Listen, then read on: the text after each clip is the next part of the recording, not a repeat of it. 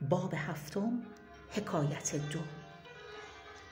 حکیمی پسران را پند همی داد که جانان پدر هنر آموزید، که ملک و دولت دنیا اعتماد را نشاید و سیم و زر در سفر بر محل خطر است.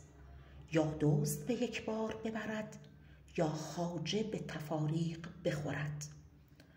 اما هنر چشمه زاینده است و دولت پاینده، وگر هنرمند از دولت بیفتد غم نباشد، که هنر در نفس خود دولت است.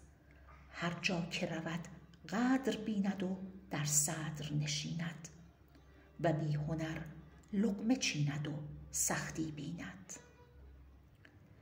سخت است پس از جاه تحکم بردن، خو کرده به ناز جور مردم بردن.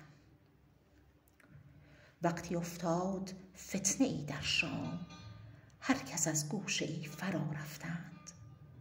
روستازادگان دانشمند به وزیری پادشاه رفتند. پسران وزیر ناقص عقل به گدایی به روستا رفتند.